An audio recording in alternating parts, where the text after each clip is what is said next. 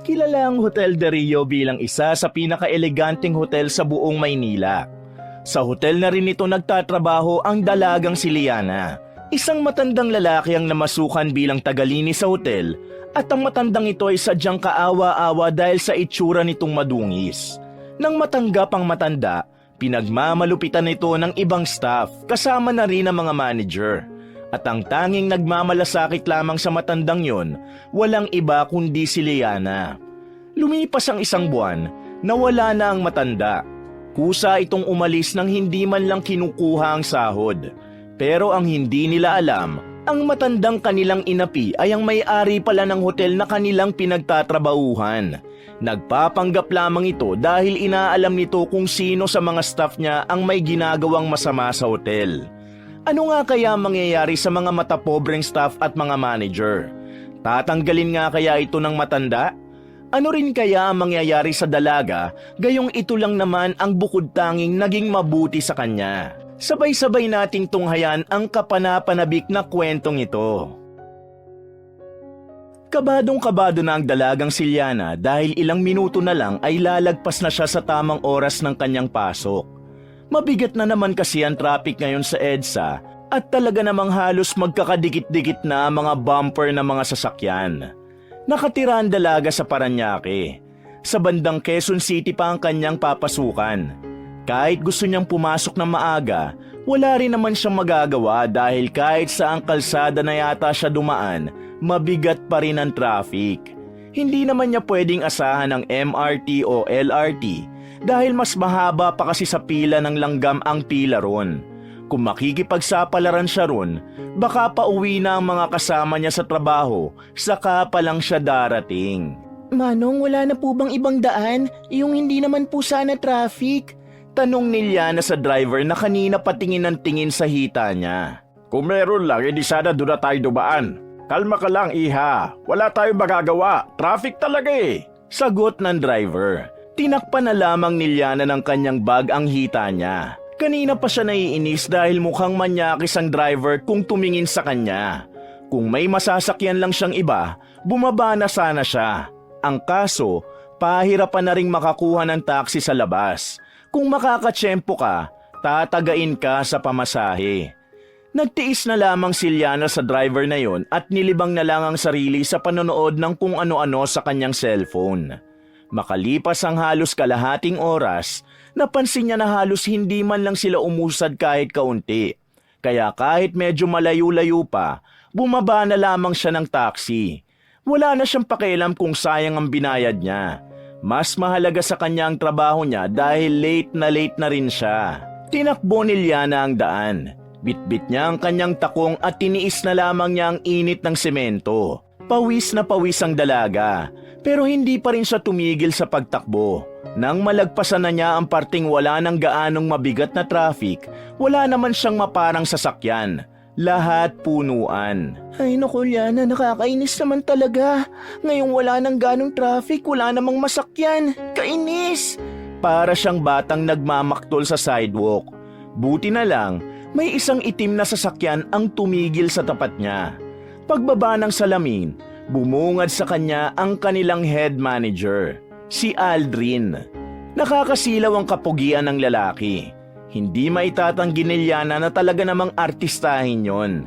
Sa katunayan, isa nga siya sa mga babaeng nagkakakrush kay Aldrin. Pero hindi gaya ng ibang babae na talagang malalandi, nililihim lang niya ang paghanga niya sa binata. Alam naman kasi niyang malabong magustuhan siya nito. Sakay na, sambit ng binata. Ako po? May iba pa bang tao dyan? Natatawang tanong ni Aldrin. Wala na po. Sagot naman ng dalaga. Oh, wala pala eh. Sakay na. Mahihirapan ka makahanap ng sasakyan ngayon. May nangyaring aksidente dun sa unahan. Kaya lahat ng pampasaherong sasakyan sa kabila ang daan. Kinapala na lang ni Liana ang kanyang mukha. Para sa kanya ay wala namang mali siya yon kaya pinatus na niya ang alok ng lalaki. Maraming salamat talaga, sir. Sobrang late na po talaga ako dahil sa traffic na yan. Ay naku, halos araw-araw na lang nakalbaryo para sa aming mga commuters. Sabi ni Liana nang makasakay na siya sa loob. Ano pa bang aasahan mo sa sistema ng trapiko dito sa bansa natin? Matagal ng problema yan eh. Itong mga politiko kasi sa halip na pagtuunan ng problemang yan, kung ano-ano pa ang inuuna. Madaldal din naman si Aldrin at ganon din naman si Liana. Kaya sa puntong ito, hindi nakakaramdam ng pagkailangan dalaga. May hiya, pero malakas ang loob niyang makipagdaldalan. Kahit kasi malayo ang agwat nila ng binata, parang tropa lang ang turing nito sa kanya. Mabait naman kasi talaga si Aldrin. Humble at masayahing tao. Bagay na mas lalong hinahangaan ng lahat ng babae sa buong hotel. Huwag ka mag-alala, akong bahala sa mga manager. Sasabihin ko na isinama kita kung saan kaya ka na late. Sir, baka naman po mag-isip sila ng kung ano-ano. Nag-aalalang wika ni Liana. Hindi yan, akong bahala. Tsaka sa lahat naman ng staff, ikaw lang naman na nakakausap ko. Remember, nung una tayo nagkausap sa interview, ikaw ang pinakamasiyahin sa lahat kaya nagkasundo tayo agad. Maybe hindi naman tayo close pero tropa ang turing ko sa'yo. Nakangiting wika ni Aldrin at sinimulan na rin itong paandarin ng sasakyan. Ang bait-bait nyo talaga, sir. Dapat po minsan maging masama rin kayo. Kasi kapag masyado kayo mabait, baka abusuhin naman po kayo ng mga nasa paligid nyo. Well, may point ka naman. Pero bahala sila. Basta tayo, palagi lang tayong mabait sa kapwa natin. Kasi malay natin yung kaharap pala nating tao, yun palang dapat nating pinaparamdaman ng kabutihan. Ngumiti na lang din si Liana sa huling sinabi ng binata. Nagdaan ng ilang sandali ay nakarating na rin sila sa hotel. Akala ng dalaga, hahayaan na siyang pumasok sa loob. Pero sinabayan pa rin siya ni Aldrin. Mas lalo tuloy siyang nakaramdam ng hiya. Lalo na't halos lahat ng nadadaanan nilang empleyado at mga guest ay nakatingin sa kanila. Pagdating nila sa staff room, saktong naroon ang iba nilang kasama. Naroon din ang terror at manyakis ding manager na si James. Kasama nito ang ibang mga baguhang manager. Oh, mabuti naman naiisip mo pang pumasok. Sarkastikong sabi ni James sa dalaga nang makitang nasa pintuan na siya. Pasensya na po, Sir James. Kasi... Isinama ko siya kanina. Nakita ko kasi siya sa daan na naghihintay ng masasakyan. Sakto, may mga dala ako na dapat ihatid sa kabilang condo unit ko. Kaya yon, nagpatulong lang naman ako. Pagdadahilan ni Aldrin. Wala namang palag sa kanya si James at agad din itong naniwala. Si Aldrin kasi ang pinakamataas sa lahat. Ganun ba, sir? Natatawang tanong ni James. Maraming guests ngayong araw dahil may event sa malapit na stadium. Magiging abala tayong lahat. So good luck. Sabi ni Aldrin at saka umalis na rin ito. Naiwan si Liana sa pintuan. Hindi pa rin ito makagalaw dahil nakatingin sa kanya ng makahulugan si James. Lumapit yun sa kanya at inamoy-amoy ang buhok niya. Pagbibigyan kita ngayon kasi si Sir Aldrin yun eh. Pero sa susunod na malate ka, tanggal ka agad. Huwag kang mag-alala. May paraan naman para makabalik ka agad. At alam mo na yun. Pabulong na sabi ni James sa kanya. Malagkit ang tingin nito sa kanya kaya kinilabutan si Liana. Sa ibang direksyon na lamang siya tumingin at naglakad na rin patungo sa kanyang locker. Pag alis ni James, may isa na namang lumapit sa kanya. Kapwa niya rin housekeeper. Taray nitong babae na to lumalandi-landi na siya. Sabi ng babaeng si Jamie. Ang katrabaho niyang may inggit sa kanya kahit wala naman siyang ginagawang masama. Ha? Anong sinasabi mo? Natatawang wika ni Liana. Huwag ka nga mag-deny. Akala mo ba hindi ko napapansin na lumalandi ka kay Sir Aldrin? Tuwing nandito kaya si Sir Aldrin, kakaiba yung tingin mo sa kanya. Ano ka ba, Jamie? Kahit sino naman siguro mapapangiti dahil ang pogi ni Sir. Pero hanggang dun lang naman yun. Hindi naman ako katulad ng ibang babae dyan na lantaran talagang lumandi. Buwelta pa ni Liana. Kahit na anong deny mo, amoy na amoy kita, Liana. Sus, nasa loob lang pala ang kulo mo. Malandi ka rin pala. Hindi na naging maganda sa pandinig ni Liana ang sinabing yun ni Jamie. Sa unang pagkakataon, papatulan na niya ang pagiging malandi nito. Ano bang problema mo kung malandi ako o hindi? Tanong ni Liana nang may halong pagiging sarkastiko. Nakasimangot na humarap ang dalagang si Jamie na sana ay papalabas na ng silid na yon. Anong sinabi mo? Tanong ni Jamie. Tinatanong kita, Sumagot ka ng oo o hindi. Patuloy ni Liana. Dahil malapit na magkainitan ng dalawa, pumagitna na sa kanila ang isa pa nilang kasama na si Trisha, ang pinakatahimik sa kanilang magkakatrabaho. Tigilan nyo na nga yan. Sa halip na mag-away kayo, maganda na kayo kasi marami tayong guest ngayon. Sabi ni Trisha sa kanila. Tumigil na rin sila sa bangayan nila at mga ilang sandali lang, tinuon na lamang nila ang atensyon sa pagtatrabaho. Kagaya ng kanilang inaasahan, nagdagsaan nga ang mga tao sa Hotel de Rio. Hindi sila magkanda-ugaga sa kakaasikaso. Maraming unit ang narentahan at kung sino-sino na lang din ang nakausap ni Liana. Dakong hapon na nang lumabas muna ng building si Liana para mag-break. May kalahating oras pa siya para magmuni-muni. Dala ang baon na nakalagay sa maliit na Tupperware. Kumain na lang siya sa gilid ng hotel na mayroong maliit na food court. Mas pinipili pa niya na doon kumain dahil ayaw niyang kasabay ang mga katrabaho niya. Nakakainis talaga yung Jamie na yon. Akala mo naman kung sino maganda. Mukha naman pala ka. Sabi ni Liana sa sarili habang nilalantaka ng pagkain. Sa hindi inaasahang pagkakataon, isang matandang lalaki ang tumigil sa harapan niya. Malayang nakapasok ang matandang lalaki dahil open area lang din naman ang food court. Pero nag-aalala si Liana na baka itaboy ng guard ang matanda sa oras na makita ito. Gusto niyo po bang kumain? Tanong niya sa matanda. Ngumiti ng malapad ang matanda habang nakatingin sa kinakain niya. Buti po hindi ko pa naubos. Ito po, kainin niyo na po. Pasensya na po kasi yan lang talagang meron ako ngayon. Wala pang sahod eh. Sabi ni Liana. Walang pag-aalinlangan itong inabot sa matanda ang pagkain niya. Umupo naman yun sa harapan ng dalaga. Maraming salamat, Iha. Alam mo, kanina pa ako hindi kumakain. Hulog ka ng langit. Sabi ng matanda sa kanya. Wala pong anuman. Sabi ni Liana. Mabait kang tao, Iha. Palagay ko, napalaki ka na maayos ng mga magulang mo. Ang lolo at lola ko po ang nagpalaki sa akin. Bata pa lang po kasi ako, hindi ko na nakita ang mga magulang ko. Sabi ng lolo at lola ko, namatay sila sa isang malawakang sunog sa Makati noon habang nasa trabaho. Pasensya ka na. Hindi ko na dapat pala binanggit. Hindi, ayos lang naman po. Ang mahalaga po sa akin, meron pa rin akong tinuturing na mga magulang. Tinignan ni Liana ng pasimple ang matanda. Napansin niya na medyo madungis ang suot nito. Pero hindi naman gula-gulanit. Tipikal na matandang palaboy ang tingin niya sa matandang yon. Iha, tingin mo, pwede kaya akong makapagtrabaho sa hotel na yan? Kailangan na kailangan ko kasi talaga ng pera para mabuhay. Sabi ng matanda. Sandali namang napaisip si Liana. Sa estado kasi ng matanda, isang posisyon lang ang alam niyang pwede nitong mapasukan. Tatay, wag po sana kayong ma-offend ah. Pero kasi sa pagkakaalam ko, ang hiring po ngayon sa hotel na ito ay yung janitor po.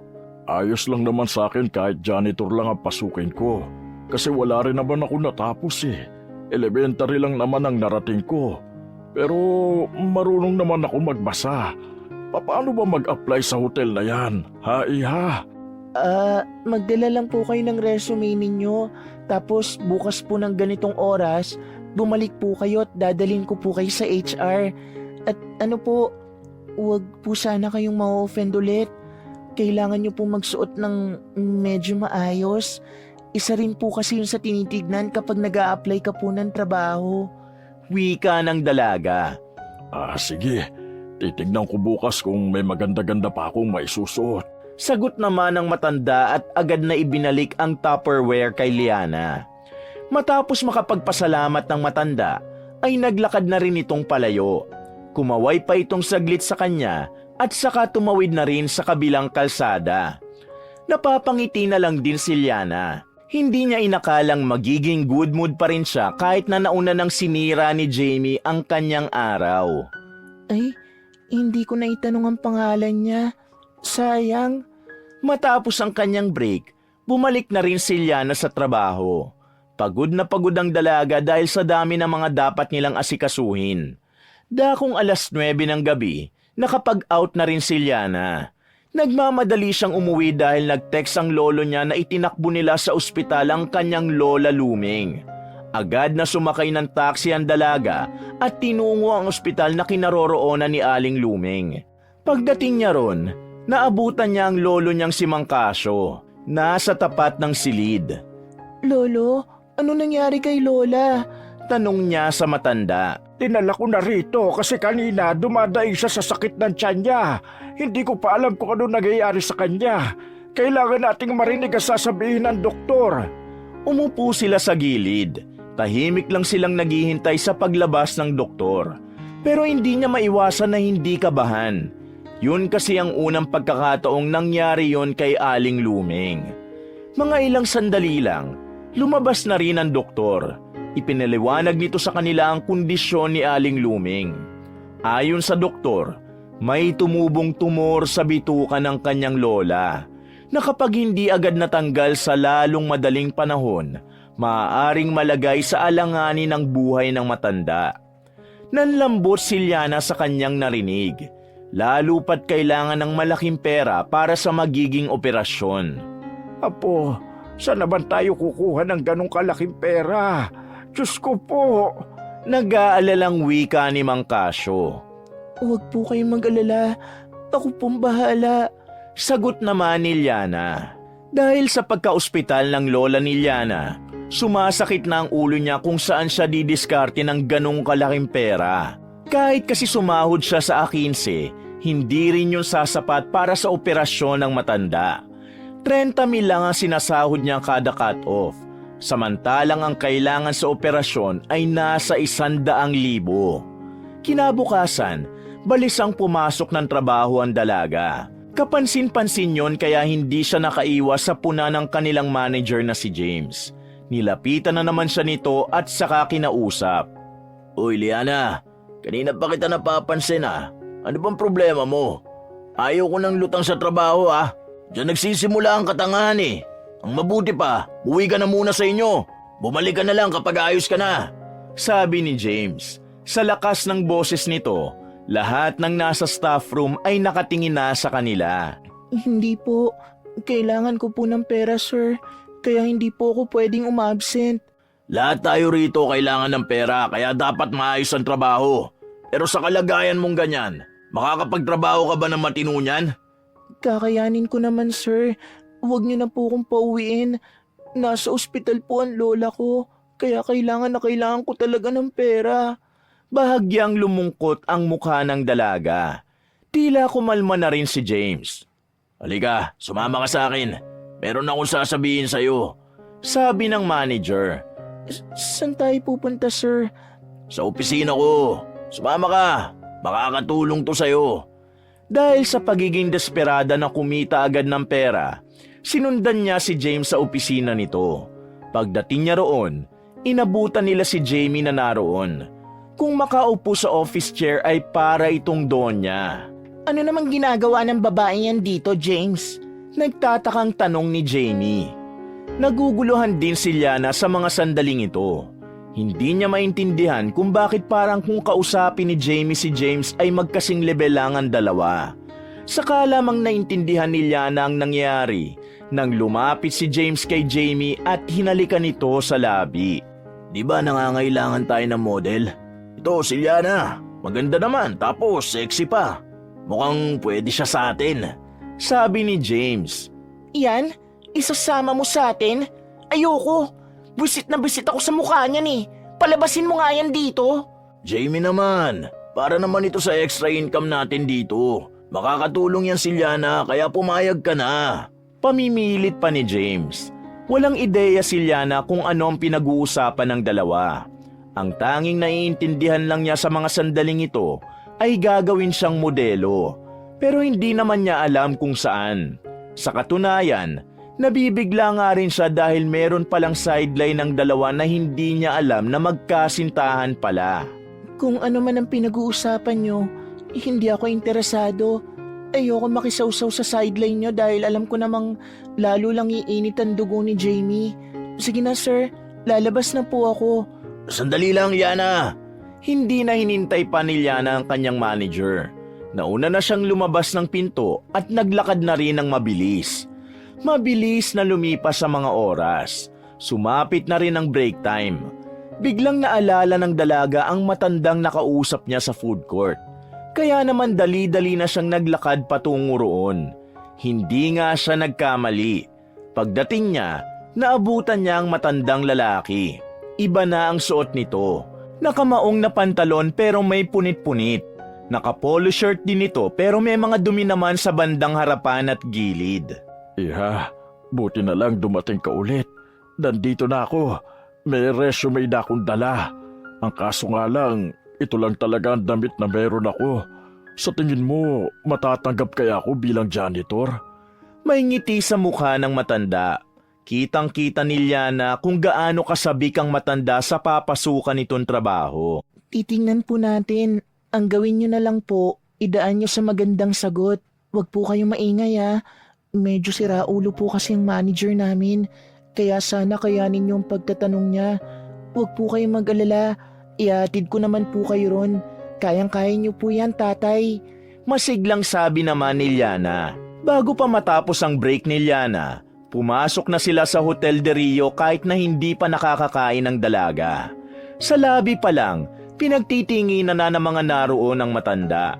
Karamihan sa mga nakakasalubong nila ay iniilagan sila. Parang nandidiri sa matanda base sa kung paano tumingin ang mga yon. Bago ko po makalimutan, ano po pala ang pangalan nyo? Tanong ng dalaga nang nasa loob na sila ng elevator. Rodi, yun na lamang ang itawag mo sa akin, Iha. Pwede rin namang Tatay Rodi. Sabi ng matanda na hindi pa rin nawawala ang ngiti nito sa mukha. Pagbukas ng elevator, bumungad sa kanila si Jamie. Halatang kakatapos lang din itong kumain dahil may sos pa ito sa gilid ng labi. Tumingin yun sa kanila, partikular sa matandang kasama ni Liana. Kung makatingin si Jamie, para nitong nilalait si Rodi. Nandidiri ang mukha nito at kunwaring nababahuan. Ano ba yan, Liana? Nagdala ka pa rito ng pulubi? Tatay mo ba yan? Iritadong wika ni Jamie. Hindi na lang sana papatulan ni Liana ang kagaspangan ng ugali ni Jamie, pero may sinabi pa yun na talaga namang hindi nagustuhan ng dalaga. Ayo nga pala, wala ka na palang magulang, patay na nga pala sila. Dagdag pa ni Jamie. Humarap si Liana. Nakasarado na ang kamao nito na parang anumang oras ay susuntukin niya na si Jamie. O ano yan? Susuntukin mo ko? Bakit? Kaya mo na bang mawalan ng trabaho? Baka nakakalimutan mo, nasa ospital ang lola mo at kailangan mo ng pera para mapagamot siya. Nangaasar pang sabi ng babae. Jamie, wag ngayon. May kailangan akong asikasuhin. Kung wala kang magawa sa buhay mo, mag-focus ka na lang sa trabaho para naman maging meaningful naman ang araw mo. Anong sinabi mo? Hindi na inintindi pa ni Liana ang katrabaho niya. Inalalaya na lamang niya si Rodi patungo sa HR nila. Nang nasa harapan na sila ng pinto, nakita ni Liana na huminga pa ng malalim si Rodi. Huwag po kayong mag-alala at huwag kayong masyadong kabahan. Kailangan po may presence of mind tayo. Kayang-kaya niyo po yan. Sabi ni Liana. Iha, pwede mo ba akong samahan habang kinakausap nila ako? Tanong ng matanda na bakas ang pagkabahala sa mukha. Hindi ko po alam kung pwede yun pero susubukan po natin. Maraming salamat, Iha. Pagbukas nila ng pinto ng HR, tinungo nila ang opisina ni James. Sa team lang kasi nila ang may bakanting posisyon para sa pagja-janitor. Pumasok sila sa opisina ni James. Naroon naman ang lalaki na abalang nagbabasa ng mga papel na nasa ibabaw ng lamesa nito. Iritado itong tumingin sa kanila nang maramdamang nakatayo sila sa pintuan. Salubong ang kilay ni James na nakatingin kay Rodi. Liana, ano to? Bakit nagdala ka rito sa opisina ko ng mabahong palaboy na yan? Tanong ni James na ibinagsak pa ang kamay sa mesa. Bahagya silang lumapit. Pangiti-ngiti pa ang matanda na parang namamangha sa ganda ng silid na kinalalagyan nila. Sir, hindi po palaboy si Mang Rodi. Nandito po siya para mag-apply sana bilang janitor. Sa pagkakaalam ko kasi, hiring po tayo sa posisyon na yun Saad ng dalaga. saan mo dinampo to? Po, Tinatanong kita kung saan mo nadampot ang matandang to. Hindi mo ba ako naiintindihan? Ako ang lumapit sa kanya at nakiusap na tulungan ako makapasok dito. Huwag niyo po sana siyang pagalitan, sir. Wika ni Rodi. Manahimik ka! Di pa kita kinakausap ha? Pasensya na po. Malungkot na wika ng matanda. Yana, kukuha ka na lang na ipapasok mo, ganito pa. Ang kailangan natin yung malakas. Yung mukhang kayang tumagal sa mahabang oras ng paglilinis. Hindi yung ganito. Mukha na kang mahina, ang gusgusin pa, ang baho pa. Parang hindi yata ito naliligo eh. Kadiri! Bad trip! sir, huwag naman po sana kayong ganyan sa matanda. Gusto lang naman po niya makapag-apply ng trabaho eh. Tulungan po natin siya. Kasi kahit matanda na siya, nagsisika po siya. Wala akong pakialam. Ang kailangan ko, bata. Mas maganda kung babae. Para babae naman ang janitor natin. Wala akong pakialam kung anong gusto niyang mangyari. Ang gusto ko ay gusto ko. Palayasin mo yan dito. Naiirita ako, baka kung ano pa magawa ko dyan. Inis na sabi ni James. Sir, baka po pwede niyo po muna ako subukan. Kapag po tingin ninyo hindi ako magaling sa ginagawa ko, saka niyo na lang po ako tanggalin. Hirit pa ni Rodi. Bakit ba mas marunong ka pa sa akin matanda ka, ha? Umalis ka na sa harapan ko at baka kung ano pa masabi ko. Ikaw, Liana, alisin mo na yan dito kung ayaw mong pati ikaw malintikan. Alam nyo nang ayaw ko na mabaho eh. Dinala mo pa yan dito. Wala nang nagawa pa si Liana kundi ang isama na palabas ang matanda. Paglabas nila roon, nagtataka ang dalaga dahil hindi man lang niya nakakitaan ng kahit kaunting lungkot si Rodi. Nakangiti pa rin yun na para bang wala lang nangyari. Sorry po talaga. Ayan po yung sinasabi ko sa inyo na siraulong manager namin eh. Hindi po siya professional. Nakakainis. Dismayadong wika ni Liana. Ayos lang naman, Iha. Baka nga siguro hindi para sa akin ang lugar na ito. Masaya na ako nakapasok ako sa magandang gusali na ito. Huwag kang mag-alala. Hindi naman dito magtatapos ang kapalaran ko. Hahanap ako ng ibang trabaho. Masayang sagot ni Rodi. Pasensya na po talaga ah. Wala ka namang kasalanan. Nakita kong ginawa mo naman ang makakaya mo para ipagtanggol ako eh. Kaya nga lang, may mga tao talagang inaabuso ang kapangyarihan na mayroon sila. Huwag kang mag-alala, Iha. Malapit na rin niya si James. Ano pong ibig niyo sabihin? Nagtatakang tanong ni Liana. Wala. Ang sabi ko samahan mo na ako sa elevator. Medyo natatakot kasi ako sa elevator kasi ngayon lang ako nakasakay ng ganyan eh. Natawa na lamang ang matanda at naglakad na rin sila paalis. Inihatid ni Liana si Rodi hanggang labas. Nalungkot si Liana para sa matandang yon. Kung meron lang talaga siyang magagawa para tulungan si Mang Rodi, ay ginawa niya na. Pabalik na siya sa trabaho nang makasabay niya sa elevator si Aldrin. Maaliwalas ang mukha nito. Nakangiti agad nang makita siya. Good afternoon, sir. Good afternoon din. By the way, sino yung matandang kasama mo kanina? Tanong ni Aldrin. Si Mang Rodi po. Nakilala ko lang din sa food court sa labas. Nag-apply po siya bilang janitor sa team namin. Kaso, hindi pa siya nai-interview na maayos. Inayawan na agad siya ni Sir James. Ang dami pa nga niyang sinabing masasakit na salita sa matanda eh. Sabi ni Liana at agad nitong tinakpan ng bibig nang mapagtanto na aksidente na siyang nakapagsumbong. Ay, siraulo talaga yan si James eh. Kung pwede ko nang tanggalin agad yan ngayon, ginawa ko na. Hindi na lamang nagsalita si Liana dahil baka maibunyag pa niya lahat ng katarantaduhan ni James sa team nila. Sige, good luck sa work ha. Bye. Sabi ni Aldrin. Malapad ng ngiti ang sinukli nito sa kanya. Napatingin naman sa kanila ang ibang babae. Masama ang tingin ng mga yon kay Liana. Tila naiinggit ang mga yon dahil sa atensyon na natatanggap niya mula kay Aldrin. Samantala, itinuon na lamang ni Liana ang atensyon niya sa pagtatrabaho. Kailangan na kailangan niya ng pera. Kaya nagkusa na siyang mag-overtime para naman may dagdagang sasahurin niya. Dakong 11:11 ng gabi, nasa ikapitong palapag si Liana para linisin ang isang silid na ginagamit ng mga Chinese nilang guest. Pagpasok pa lang niya sa unit, agad na umalingasaw ang mga suka at amoy alak. Pero sanay na si Liana sa ganun. Sa halos mag-iisang taon na niya sa pagiging housekeeper, tila naging sanay na ang sikmura niya sa mga anumang uri ng amoy.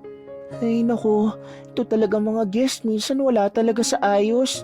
Nandun naman yung CR, dito pa talaga sa table susuka, kakainis. Napapailing na lamang si Liana. Dahil wala siyang dalang pamunas, naisipan niyang bumaba na muna para kunin ang floor mop. Saktong paglabas niya ron, nakita niya si Jamie na lumabas sa pinakadulong unit.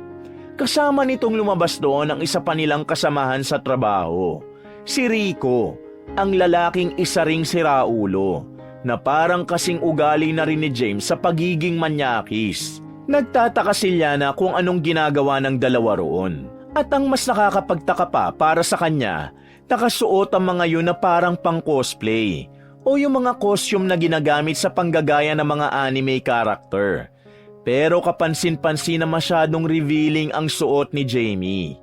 Halos lumuwa na kasi ang cleavage nito. Hindi siya napansin ng dalawa dahil nagmamadali ang mga yun makaalis. Parang meron silang tinatakasan. Kung sino pa pala yung ayaw kunwari sa malandi, siya palang tunay na malandi no? Biruin mo, jowa niya si Sir James, tapos nakikipagkatihan pala siya kay Rico. Kadiring babae to. Sabi na lamang ni Liana nang masigurong wala na si Jamie sa floor na yon. Napadaan si Liana sa unit kung saan lumabas ang dalawa.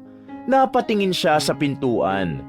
Meron siyang napansin na itim na telang nakasabit sa doorknob. Maikli lang ang tela na yon. Para bang isinabit lang doon para gawing palatandaan. Nagkibit balikat na lamang si Liana at saka umalis na rin doon. Pagkatapos ng trabaho ni Liana, ay agad na rin siyang nagtungo sa ospital. Dadalawin niya ang kanyang lola Luming. Ayon kasi sa lolo Casio niya, gusto siyang makausap ng matanda. Sa entrance ng ospital, hindi niya inaasahang makakasalubong niya roon si Aldrin. Nagulat pa nga siya ng bahagya. Sir Aldrin? Oh, Liana, bakit ka nandito? Tanong ng binata. Nandito po kasi ang lola ko. Nako-confine. Kayo po, bakit po kayo nandito? Tanong naman ni Liana. Dito kasi nagtatrabaho ang friend ko. Doktor siya rito, dinalaw ko lang. Ganun po ba? Oh, paano? Mauna na ako Maaga pa kasi ako bukas. Alam mo na, yung head manager na katulad ko walang gaanong day off. Okay po sir, mag-iingat po kayo. Ninitian na lamang siya ni Aldrin at saka naglakad na rin palabas ng ospital. Napangiti na lang din si Liana. Pagdating niya sa silid ng kanyang lola, inabutan niyang nag-uusap ang dalawang matanda. Agad siyang lumapit at inilapag sa gilid ang pinamili niyang prutas. Kumusta naman ang pakiramdam niyo, lola? Masakit pa rin po ba ang tiyan niyo? Tanong ni Liana. Ayos lang naman ako, apo. Kahit na papaano nabawasan na rin ang pananakit. Sagot ni Aling Luming. Pinainom lang siya ng pain reliever ng doktor. Pero sabi ng doktor, kailangan pa rin siya maisailalim sa operasyon. Mas mainam kung mas maaga siyang maooperahan. Sabi naman ni Lolo Casio. Bumuntong hininga ang dalaga. Pero hindi siya nagpakita ng panghihina. Ngumiti lang siya ng malapad. Huwag po kayong mag-alala. Makakagawa po ako ng paraan para makapagpa-opera po kayo kaagad. Sabi ni Liana. Pasensya ka na, apo ha. Nahihirapan ka pa dahil sa akin. Sabi naman ni Aling Luming na may lungkot sa mukha. Lola, hindi naman po ako nahihirapan. Huwag niyo po akong intindihin. Ang mahalaga sa akin ay gumaling kayo. Pagkatapos ng pag-uusap na yon ay tinanong ni Liana kung magkano ang pinakababayaran nila para maoperahan ang kanyang lola. Pero laking gulat ni Liana nang sabihin sa kanya ng isang staff na wala na raw silang babayaran. Miss, sigurado po ba kayong bayad na kami? Wala pa po kasi akong binabayad. Kaya papanong bayad na po kami? Nagtatakang tanong ng dalaga. Ma'am, may nagbayad po ng bill nyo in advance. Po? Sino naman po ang taong yon? Pasensya na ma'am, pero kabilin-bilin na niya po sa amin na huwag naming sasabihin kung sino siya. Natameme na lamang si Liana sa puntong ito. Hindi niya maintindihan kung ano ang unang mararamdaman niya. Masaya naman siya pero isang malaking katanungan para sa kanya kung sino ang tumulong sa kanila. Nakahinga ng maluwag ang dalaga. Para sa kanya, isang malaking hulog ng langit kung sino man ang nagboluntaryong nagbayad ng hospital bill. Dahil sa nangyaring yun, masayang pumasok si Liana kinabukasan. Hindi niya na kinailangan pang mabahala. Ang problema na lamang niya sa trabaho ay ang mga kasamahan niya na mga wala sa hulog. Kinabukasan nang nasa Hotel de Rio na siya, nakita na naman niya si Jamie at Rico sa ikapitong floor ng building. At sa parehong unit pa rin lumabas sa mga yun. Nagtataka na si Liana kung ano bang ginagawa ng mga yun sa silid na yun. Pero dahil masyado siyang focus sa trabaho, ay hindi na lamang niya yun pinansin pa. Mabilis na lumipas sa mga oras. Ilang minuto na lang ay break time na naman. Pagbaba ni Liana sa third floor, nakita niya si Mang Rody na may hawak ng map. Naglilinis ito ng sahig. Agad namang sumilay ang kanyang ngiti nang makitang nagtatrabaho na rin yun doon. Mang Rody, nandito ka na. Buti naman at nag-apply ka na ulit at tinanggap ka na rin ni Sir James. Masayang sabi ni Liana. Hindi naman si James yung tumanggap sa akin eh. Yung isang lalaki. Pogi eh. Tapos matangkad. Sa kanya ako nag-apply. Tapos tinanggap niya ako agad. Kung sino man ang manager na yon, napakabait niya. Congrats po, Mang Rody. Maraming salamat ha. Ikaw talaga ang dahilan kung bakit ako nakapasok dito. Naku, hindi naman po. Kayo po ang dahilan kung bakit kayo narito. Pasalamatan niyo po ang sarili ninyo. Natigil lang ang pag-uusap ng dalawa nang biglang dumating si Sir James. Pagkakita pa lang nito kay Mang Rody, ay nag-init na agad ang bumbuna ng binata. Teka, bakit nandito na naman yan? Ano yan? Bakit may hawak na floor map yan? Iritadong tanong ni James. Tinapik pa nito sa balikat si Liana. Sir, tinanggap na po ako. Nag-apply po kasi ako sa isang manager. Masayang sabi ni Mang Rody. Sino namang tangang manager ang tumanggap sa'yo, Aber? Nireject na kita! Liana, sinong tumanggap dito? Sir, hindi ko po alam eh. Ngayon ko lang din alamang nandito na si Mang Rody. Buisit, hanapin mo kung sinong tangang manager na nagpasok sa duty na to, ha? Hindi ako papayag na may ganitong tao sa team natin. Nakakairita. Ako ang nagpasok sa kanya sa team mo. Sabi ng isang lalaki na kararating lang din. Nakapamulsa pa ito nang lumapit sa kanila. Gulat na gulat naman si James nang malaman na si Aldrin yun, ang head manager nila. Higit na mas mataas ito sa kanya, kaya parang gusto niya nang bawiin ang lahat ng kanyang sinabi. Sir Aldrin, ikaw pala nagpasok sa kanya. Hindi ko naman alam, pero... May problema ba na ipinasok ko ang taong ito, James? Ano kasi? Bakit niyo po ba kasi siya ipinasok dito? Tanong ni James. Nakikita ko naman kasi na may kakayahan pa si Mang Rody. Sa itsura niya, nararamdaman ko na masipag siyang tao. Kaya bakit hindi natin subukan? Total, kailangan pa naman natin ng janitor eh.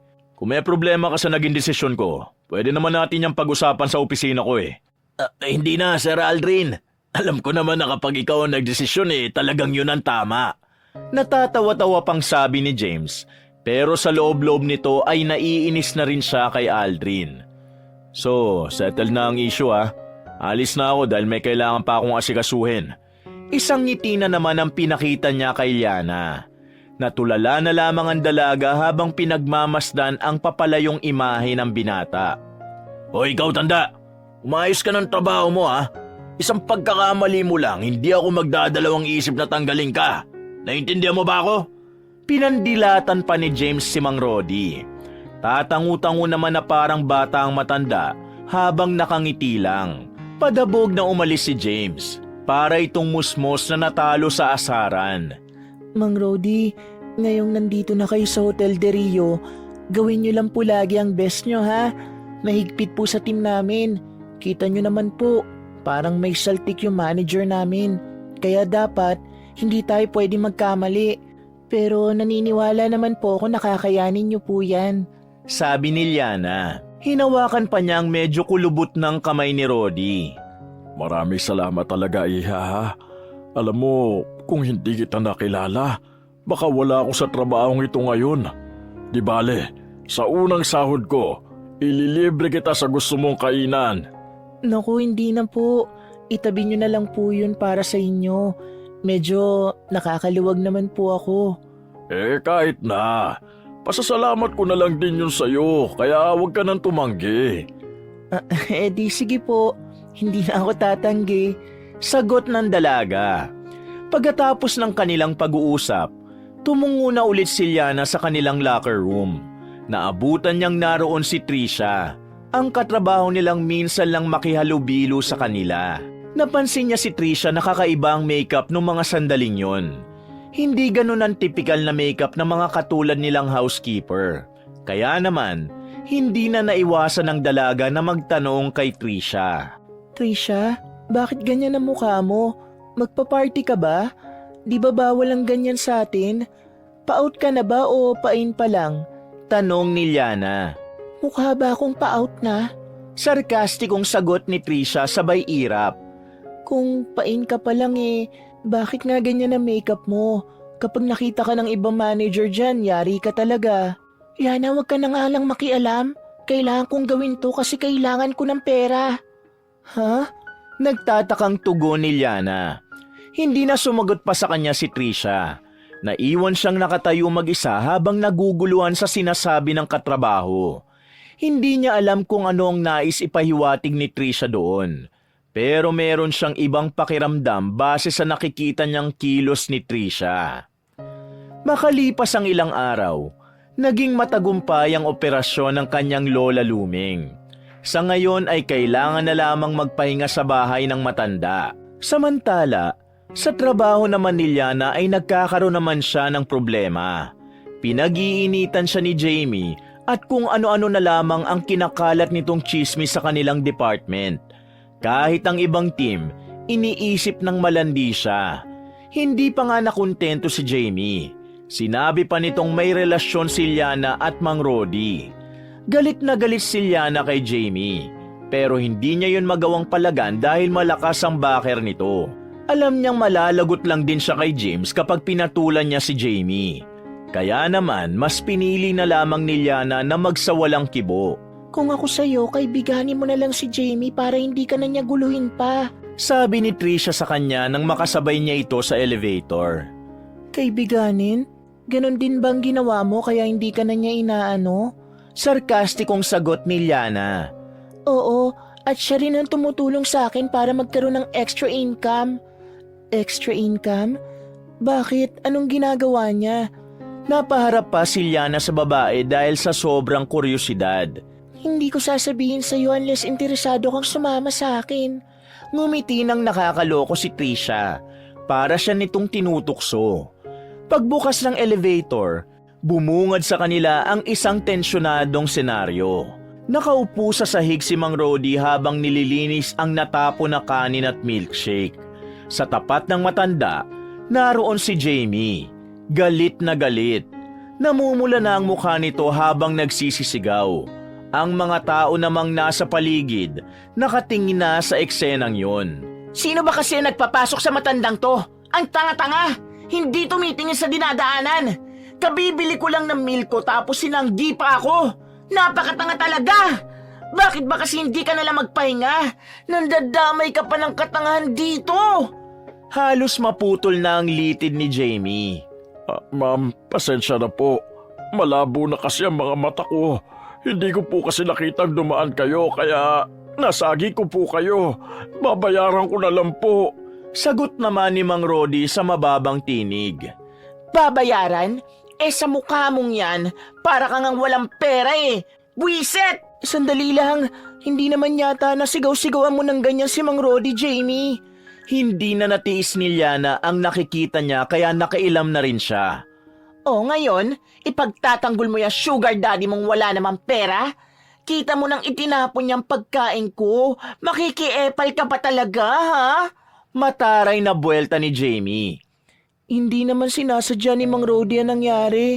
Humihingi naman ng sorry yung tao. Oh. Bakit ganyan pa rin ang ugali mo sa matanda? Wala ka bang tatay? Wala ka bang magulang?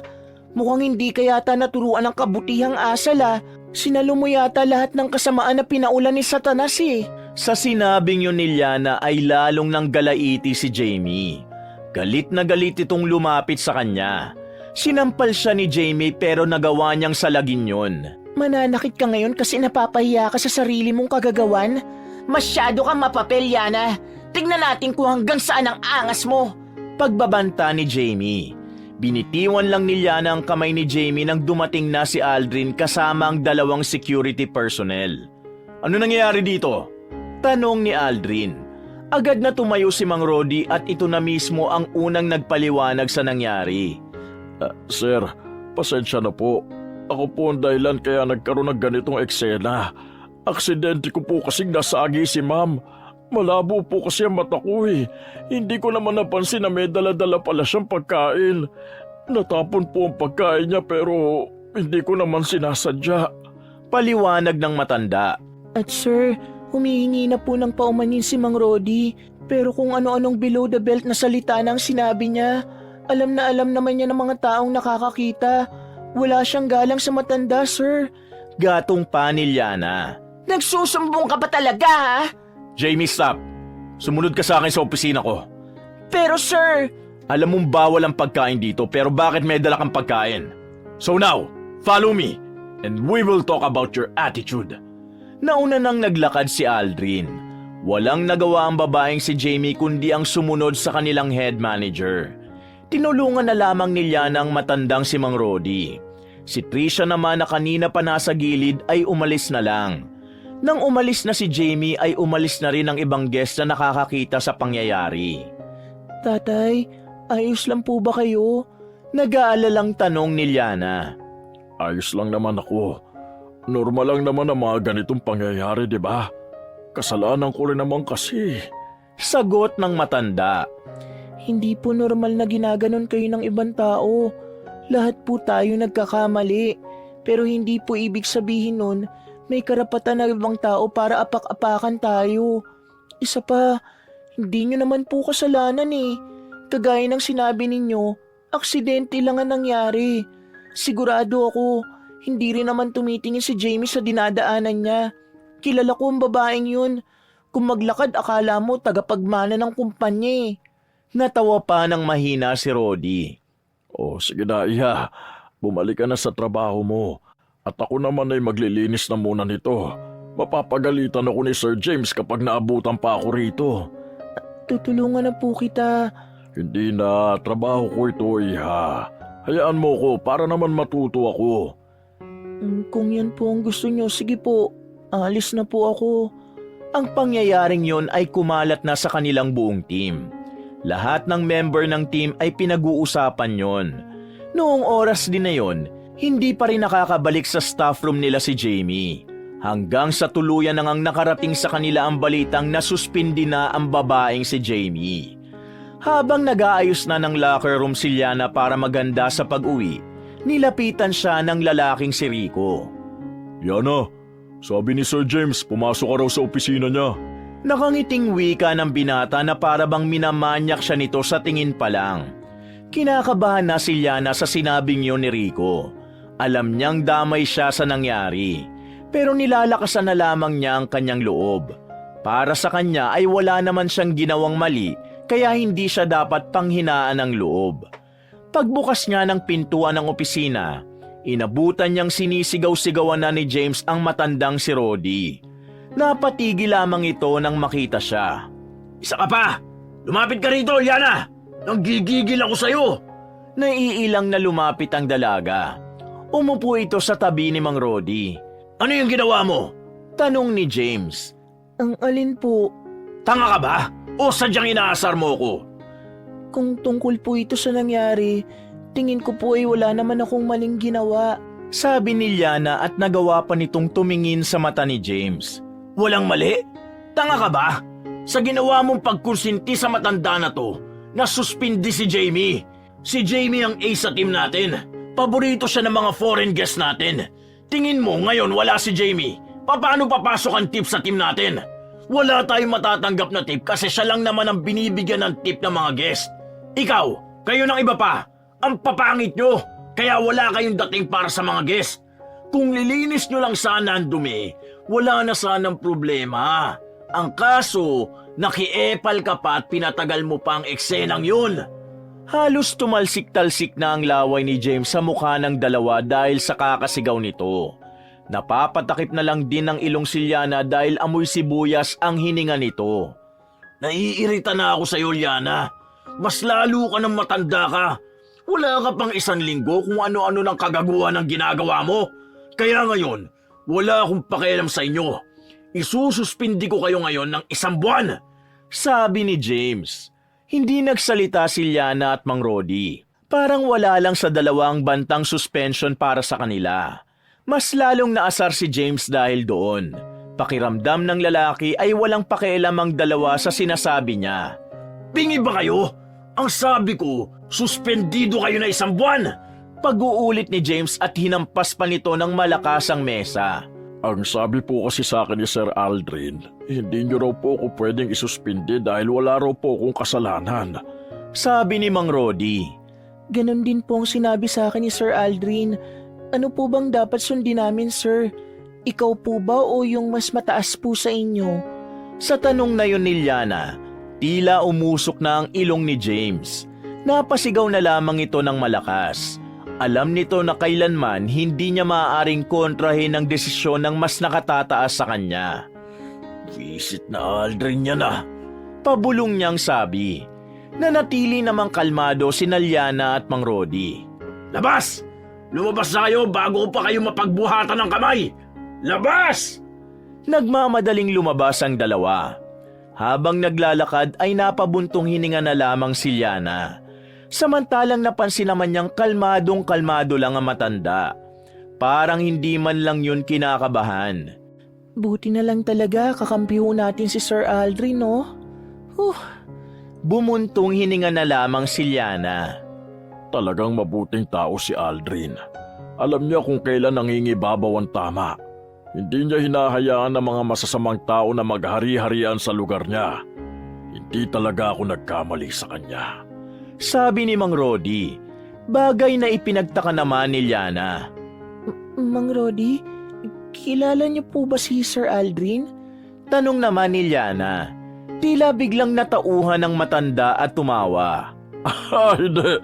Ang ibig kong sabihin, hindi ako nagkamali ng iniisip sa kanya. Kaya, yun, mabuti talaga siya. Naiiba siya sa mga manager dito. Sagot ng matanda. Tama nga po kayo. Tugon na lamang ng dalaga. Matapos ang usapan nila ni Mang Rodi ay sabay na rin silang lumabas ng Hotel de Rio. Naunang sumakay si Liana ng jeep. Nakangiti pa ang matanda ng tuluyan ng umandar ang sinasakyan niya. Habang nasa biyahe, hindi mawala-wala sa isipan niya si Mang Rodi. Pakiramdam niya kasi ay mayroong kakaiba sa matanda. Hindi niya lamang matukoy kung ano yun. Pagkarating niya sa bahay nila, saktong gising pa ang kanyang lolo at lola. Masaya niyang nilapitan ang mga yon na nasa kwarto. May dala po akong prutas, la. At para naman sa Lo, bumili ako ng paborito mong kakanin. Sabi ni Liana at inilapag sa gilid ang mga dala. Diyos ko, napakabait naman talaga ng apo namin na ito. Sabi ni Aling Luming. Apo, baka naman wala ka ng pahinga ha. Dapat nagpapahinga ka rin. Pahirap na, kasi baka ikaw naman ang magkasakit. Alam mo naman na mahina ang resistensya mo. Nag-aalalang wika naman ni Mang Casio. Huwag po kayong mag-alala, lolo at lola. Hindi naman po ako nagpapasobra ng oras sa trabaho. Nagpapahinga rin naman po ako. Masaya niyang sagot. Apo, sino ba talaga nagbayad ng operasyon ko? Alam mo na ba kung sino? para namang makapagpasalamat tayo at malaman natin kung kailan tayo pwede magbayad. Sabi ni Aling Luming. Ella, hanggang ngayon na po hindi ko pa rin alam kung sino. Ilang beses ko nang kinulit ang admin staff sa ospital pero ayaw nila magsalita. Baka naman may gusto sa'yo ang taong yun, ha? Naku, mahirap yan. Baka mamaya gamitin niya ang perang binayad niya para pikutin ka. Sabat naman ni Mang Kasyo.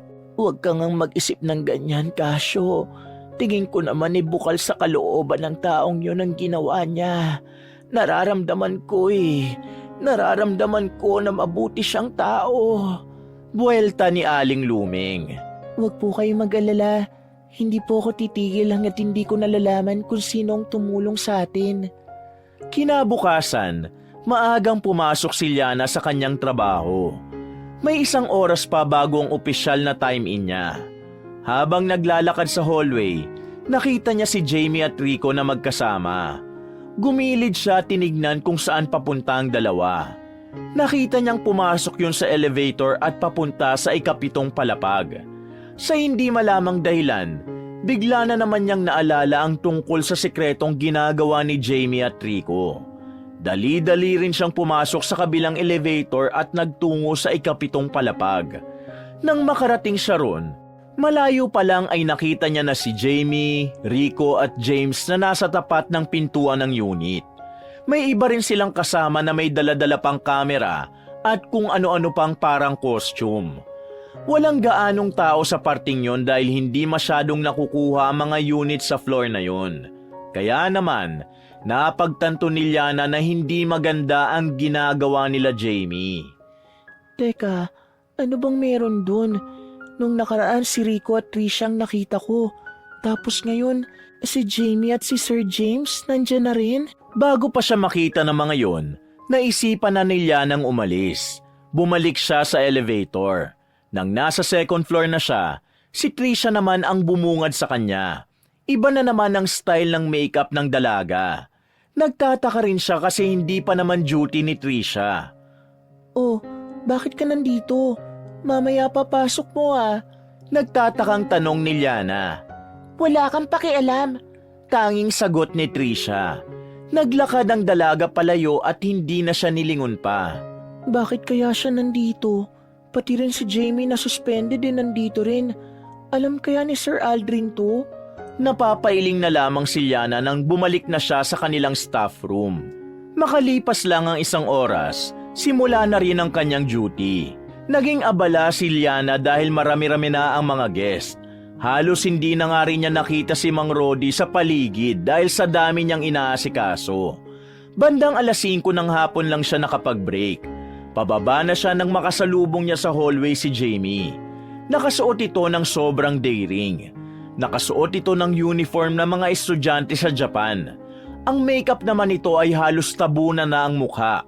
May kakaiba rin siyang naaamoy mula sa babae. Masaya ka na ba ngayon kasi nasuspend ako? Tanong ni Jamie. Suspended ka pala? Bakit parang hindi naman? Nandito ka pa rin kasi. Sagot naman niya ng may halong tapang. Wala ka bang utak? Suspended lang ako as an employee, hindi bilang isang guest. Guest ka pala. Oo nga pala, guest ka. Kayong dalawa ni Rico.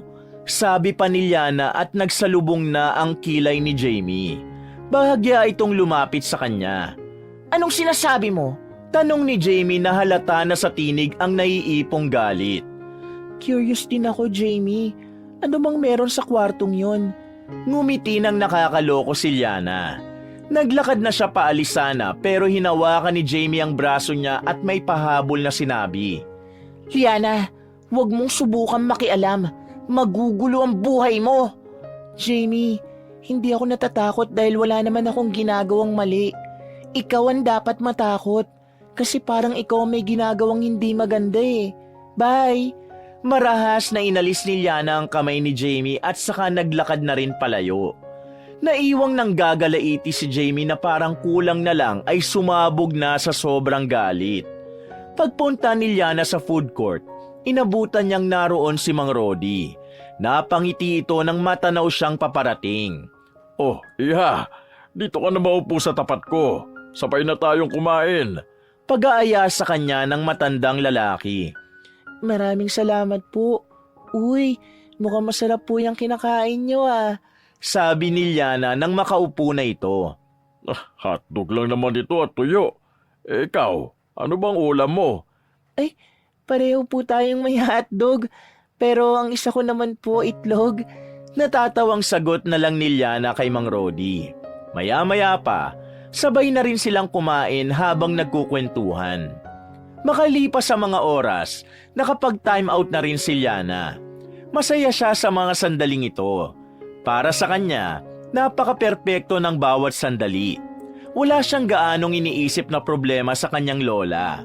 Tapos, wala rin ang nakakabwisit na tao sa trabaho nila. Hindi rin siya masyadong nilalapitan ni James sa buong maghapon. Nakangiting naghihintay si Liana ng masasakyan. Nang biglang may humintong van sa harapan niya at hinila siya paloob. Pagtingin niya sa mga kasama niya, may mga kalalakihang nandoon. Hindi niya mga kilala, mga mukhang masasamang tao. Anong gagawin niyo sa akin? Sino ba kayo? Takot na tanong ng dalaga. Kung gusto mo pang mabuhay, manahimik ka kung ano man ang mga nakikita mo sa paligid mo. Sa oras na magsalita ka, mawawala ka sa mundo ito. Pati na rin ang lolo at lola mo. Naiintindihan mo ba ako? Sabi ng isang lalaki na hindi niya gaanong maaninag ang muka. Medyo madilim kasi sa loob. Opo, wala po akong sasabihin. Hindi po ako mag-iingay. Pakiusap, pakawalan niyo po ako. Pagmamakaawa ni Liana. Pakakawalan ka namin, pero sa oras na mabulilyaso kami, mapapahamak ang lolo at lola mo at alam kong ayaw mo yun. Kaya makisama ka! Tumangutango si Liana. Nang makarating na sila sa bandang madilim, binuksan na rin ng isang lalaki ang sliding door at saka puwersahang pinalabas ang dalaga. Takot na takot si Liana. Iyak siya ng iyak sa gilid. Hindi niya alam ang gagawin niya habang naglalakad mag-isa.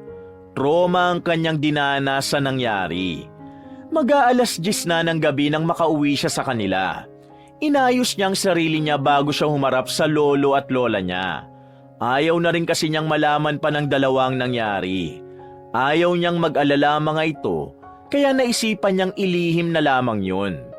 Kinabukasan, day off ni Liana. Ilalaan niya ang oras na yon para sa pagsisimba. Tutal araw din naman ang linggo ito. Mag-isa lang siyang lumarga dakong alas 3 ng hapon. Sanay naman siya mag-isang magsimba. Pero hindi pa rin niya maiwasang hindi mamiss ang kanyang lolo at lola. Pagkatapos ng misa, gumaan ang pakiramdam ni Liana. Kahit na papaano, nabawasan ang kanyang pag-aalala. Pero hindi pa rin naaalis sa kalooban niya ang takot dahil sa nangyari. Iniisip niya kung may kinalaman ba ang mga lalaking nasa van sa nakikita niya sa ikapitong palapag. Naiisip na rin niya na may posibilidad na kilala ni James at Jamie ang mga yon. Pero hindi siya pwedeng basta-basta na lang magbintang. Isang pagkakamali lang niya, maaaring mapahamak ang kanyang lolo at lola. Uy, tulala ka na naman, sabi ng isang boses lalaki na pamilyar sa kanya. Pag-angat niya ng tingin, bumungad sa kanya si Aldrin. Sir Aldrin, anong ginagawa niyo rito? Nagtataka niyang tanong. Dito rin kasi ako nagsisimba. Katatapos ko lang eh. Ikaw ba, magsisimba ka pa lang? Tanong naman ng lalaki. Tapos na rin po ako. Sarap sa pakiramdam ng kinakausap ang Panginoon, ano? Kaya nga po sir nakakagaan ng pakiramdam. Sagot naman ni Liana. Ano, pauwi ka na ba? Gusto mo sumabay ka na sa akin? Tanong ni Aldrin. Kahit wag na po. Nakakahiya na po. Hindi pa nga po ako nakakabawi sa ginawa niyong pagtatanggol sa amin ni Mang Rodi. Nahihiyang sagot ng dalaga. Hindi naman ako naghihintay ng kapalit, Liana. Ginagawa ko naman kasi yun dahil alam ko na yun ang tama. Isasama na kita dahil pahirapan na namang makahanap ng matinong sasakyan ngayon. Sa taxi naman, tatagain ka sa bayad. Kung yan po ang gusto niyo, hindi na po ako tatanggi. Tahimik ang dalaga habang nasa biyahe sila. Daldal naman ang daldal ang binata kahit parang wala namang pumapasok sa utak ni Liana. Masyadong okupado ang utak niya tungkol sa nangyari. Makalipas ang ilang sandali, ay nakauwi na rin siya sa kanila. Matapos magpasalamat ay agad na ring umalis ang binatang si Aldrin. Apo, sino ang lalaki yon? Boyfriend mo ba yon? Tanong ni Mang Casio nang makitang kararating lang ng dalaga. Lo, hindi ko po siya boyfriend. Head manager ko po siya. Nagmagandang loob lang po na ihatid ako. Sabi naman ni Liana. Pero ayos mukhang babae tapos pogi at mayaman pa. Ay naku lolo, tara na nga at pumasok na tayo sa loob. Makalipas ang isang linggo, sirang-sira na naman ang araw ni Liana dahil sa wakas, nakabalik na rin si Jamie sa trabaho. Wala na ang suspension na ipinataw ng kanilang head manager. Habang nasa locker room, nilapitan na naman siya ng babae. Alam na agad ni Liana na bibusiti na naman siya nito. Iiwas na lang sana si Liana pero marahas na dinakma ni Jamie ang kanyang braso. Saan ka pupunta? Tanong ni Jamie nang may matalim na tingin. Magtatrabaho, malamang. Ano ba sa tingin mo, mamamasyal? Piloso po niyang sagot. Isang malakas na sampal ang natanggap ni Liana. Nagulat siya sa ginawa ni Jamie. Maging ang iba nilang kasama ay hindi rin inaasahan na nangyari. Pero kahit na marami ang nakakita, wala naman ni isa sa mga yon ang naglakas ng loob na awatin si Jamie. Parang takot din ang mga yon dahil alam nilang kasintahan ni Jamie si James. Kulang pa yan dahil sa ginagawa mong pag-aangas sa akin. Ano bang pinagmamalaki mo, ha? Si Sir Aldrin? Bakit? Magsyota na ba kayong dalawa? Nanalo na bang kalandian mo kaya parang ang lakas-lakas na ng loob mo? Galit na tanong ni Jamie. Ano bang pinagsasasabi mo? Alam mo ikaw, dapat magpa-check up ka na. Ang lala na ng ilusyon na nagagawa mo sa utak mo eh. Sumasagot ka pa talaga, ha? Isa na namang sampal ang natanggap ni Liana. Sa lakas ng sampal, muntikan pa siyang mauntog sa locker niya. Sa puntong yon, nagsalita na si Trisha. Tigilan mo na yan, Jamie. Kapag nakarating ito sa mga head, mayayari ka na naman. Sabi ni Trisha. Wala akong pakialam. Punong-puno na ako sa babaeng ito. Hinawakan ni Jamie ang buhok ni Liana. Galit na galit itong inangat ang mukha ni Liana na para bang gusto na nitong iuntog sa pader. Tigilan mo na ako. Wala naman akong kasalanan sa'yo. Kung makaasta ka para kang tagapagmana ng hotel na to ha. Housekeeping lang din naman ang trabaho mo. Akmang sasampalin ulit ni Jamie si Liana, pero nagulat ito nang biglang may sumalag ng kanyang kamay. Pagtingin nila ay naroon na pala si Mang Rody. Malakas nitong hinawi ang kamay ni Jamie palayo kay Liana. At anong ginagawa ng isang janitor na gusgusin dito? Sarkastikong sabi ni Jamie. Staff din ako, iya. Kaya meron din akong locker dito. Sabi ni Mang Rody at tinignan nito si Liana. Iha, huwag kang mag-alala. Hindi ka na masasakta ng babaeng ito. Dagdag pa ng matanda. Alam mong matanda ka. Alamin mo ang lugar mo ha. May nakita ka bang janitor dito? Doon kayo sa lungga nyo! Alis dito! Inis na sigaw ni Jamie. Iha, kapag hindi mo tinigilan si Liana, isusumbong na kita kay Sir Aldrin. Hindi na tama ang ginagawa mo. Nananakit ka na ng tao. Hindi na gawain ng isang matinong empleyado yan. Sabi ni Mang Rody. Sa sinabing yun ni Mang Rody ay natigilan si Jamie. Kinabahan din ito. Alam niyang maaari na naman siyang masuspindi kapag nakarating na naman sa head nila ang ginawa niya. Hindi pa tayo tapos, Liana. Hanggat nandito ka, sisiguruhin kong hindi magiging maganda ang buhay mo rito. Sisiguruhin kong ikaw na lang ang aalis dito. Parang batang umalis ang dalaga at binagsak pa ang pinto ng staff room. Iha, ayos ka lang ba? Tanong ni Mang Rody. Hindi po ako okay. Sabi ni Liana. Sige lang, iyak mo lang yan. Sasamahan kita rito. Sagot ni Mang Rody. Sinamahan ng matanda si Liana sa staff room hanggang sa may masmasan na rin si Liana. Hindi ko alam kung bakit siya ganun sa akin. Unang pasok ko pa lang po dito noon, parang lagi na siyang naiinggit kahit wala namang dapat kainggitan. Maganda naman siya. Sexy, maputi at matangkad. Ako, simpleng babae lang naman ako. Hindi nga ako kaputian. Ewan ko ba sa babaeng yun? Sabi ni Liana habang nakaupo sila sa gilid ng locker. May mga tao talagang gaya niya. Pero ang maganda sa ginagawa mo, hindi ka bumababa sa level niya. Iha, gusto mo bang sabihin na natin ito kay Aldrin? Hindi na po, Mang Rodi. Ayoko na lang ulit makagawa pa ng problema para kay Sir. Ikaw ang bahala. Basta kapag kailangan mo ng tulong, wag na wag kang magdadalawang isip na magsabi sa akin, okay? Sabi ni Mang Rodi at tumango naman si Liana bilang tugon. Matapos ang pangyayaring yon, ilang araw na ring hindi siya ginugulo ni Jamie. Maging si James din ay parang bigla na lang naging tahimik. Pero nakikita pa rin niya paminsan-minsan. Nakikita pa rin niya si Jamie sa 7th floor na laging naka-costume. Ganon din naman si Trisha at pati na rin ang lalaking si Rico. Alas 7 ng gabi, bigla na lamang siyang kinausap ni James. Pero sa puntong ito, katakatakang seryoso ang lalaki. Wala sa itsura nito ang pagiging manyakis. Mukha itong profesional. Naninibago si Liana kay James. Hindi siya sanay na mukhang matino ang kanilang manager. Sir, pinatawag niyo raw po ako. Tanong ni Liana nang pumasok na siya sa opisina ng lalaki. Oo, pinatawag kita. Umayos ng pagkakaupo si James. Sandali itong nagbuntong hininga. Tumingin yon sa kanya ng seryoso. Pumunta ka sa room 123. Room yun ng kaibigan ko. Wala siya doon ngayon. Linisin mo para pagdating niya, wala na siyang lilinisin.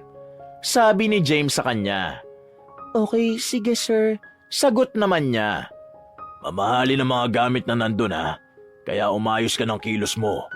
Kapag may nawala doon, ikaw lang din ang pagbibintangan. Kaya isara mo ng maayos ang pinto kapag tapos ka na. Dagdag pa ni James. Sige po sir, naiintindihan ko po. Bago lumabas si Liana ng opisinang yon, nakita niya pang ngumiti ng kakaibang binatang si James. Sa ngiting yon, ay nakaramdam ng hindi pagiging komportable si Liana. Pero hindi na lamang niya yon inintindi. Sinunod niya ang utos ni James. Pagdating niya sa Unit 123, nakita niya ang mga nakakalat na gamit. Merong mga pantalon sa sahig, mga nakasabit pa ang iba sa pintuan ng banyo. May mga tira-tira pang bote ng alak sa lamesa at ilang pulutan na hindi na naubos. Diyos ko naman, anong klase bang taong nakatira rito? Bakit sobrang kalat naman? Pero kung sa bagay, kaibigan nga pala siya ni Sir James. Baka kaugali niya rin. Di na pala ako dapat magtaka. Sa kanyang paglilinis, meron siyang nakitang pitaka na nasa gilid ng drawer. Nasa lapag lang ito kaya naisipan niyang damputin at ibalik sa loob ng lalagyan. Paghawak niya, nakita niyang maraming pera ang nasa pitaka. Nanlaki ang mga mata niya. Sa buong buhay niya, yun ang unang pagkakataon na nakakita siya ng ganong kalaking pera. Napansin din niya sa pitaka na isang American citizen ang may-ari ng wallet. Agad niyang binitiwan ang pitaka at sinarado na ulit ang drawer. Grabe, ang laking pera nun. Kailan kaya ako magkakaroon ng ganon? Tanong niya sa sarili habang napapangiti pa. Maya-maya lang ay bumalik na rin siya sa kanyang paglilinis. Dahil kabisado naman na niya ang lahat ng gagawin, mabilis niya nang tinapos ang trabaho niya. Bumalik na rin siya sa staff room nang matapos na niya ang lahat. Makalipas lang ang halos 2 oras, naghahanda na rin si Liana para makauwi. Pero biglang nagpasukan sa staff room ang iba nilang kasamahan. Kasama na roon si Jamie at Trisha. Hindi niya naman na sana iintindihin ang mga yon. Pero nakuha ng mga yun ang interes niya nang marinig ang pinag-uusapan ng mga ito. Galit na galit yung guest. Malaking perang nawala sa kanya. Kahit naman ako, ganun din ang mararamdaman ko. Sabi ni Becca, isa ring intrimitida. Ay naku, sino naman kaya ang dumali sa pera ng guest natin na yun? May magnanakaw ba sa atin? Tanong naman ni Mary. Sabay-sabay na napatingin ang mga kasama niya sa kanya. Nakaramdam naman ng pagkailang si Liana. Bakit kayo nakatingin sa akin? Tanong ni Liana. May nawawalang perang isa sa mga guest natin. Sabi ni Trisha. Oh, bakit kayo nakatingin sa akin? Hindi naman ako ang kumuha nun ah. Sabi ni Liana at tumayo na rin. Bakit ka ba defensive ay hindi naman pala ikaw ang kumuha? Dagdag pa ni Trisha na nakataas pa ang kilay. Pansin ni Liana, nagiging suplada na rin si Trisha gaya ni Jamie. Si Jamie naman ay himalang tahimik lang sa gilid. Nakatingin kayo sa akin eh, malamang magiging defensive ako. Sus, baka nga isa sa inyong kumuha, ako pa pag-iisipan nyo. Makaalis na nga. Sabi ni Liana. Palabas na siya ng pintuan nang biglang magsalita na si Jamie. Mawawala ka na rin dito. Sabi ni Jamie at tumingin pa ito sa kanya ng nakakaloko. Inirapan na lamang yun ni Liana. Lumabas siya ng Hotel de Rio. Nang may mapadaan na jeep ay agad din naman siyang sumakay. Kinabukasan, pagpasok ni Liana sa trabaho, sa lobby pa lang ng hotel ay naririnig niya na ang mga usap-usapan ng mga receptionist. Kalat na sa lahat ng mga employee ang tungkol sa nangyari. Ano ba naman itong mga receptionist na to? Sa halip na nagtatrabaho, puro chismis ang inaatupag. Napangisi na lamang si Liana. Pagsakay niya ng elevator, meron siyang nakasalubong na isang American citizen. Sa pagkakatansya niya, halos kasing edad lang din yun ng manager nilang si James. May kausap ito sa cellphone. Galit na galit. I need that money. No, do everything you can because that money is for my vacation here. Bring my money back or else I will report all of you to the police. Padabog na lumabas ang Amerikano nang bumukas na ang gate. Nakaramdam ng takot ang dalaga.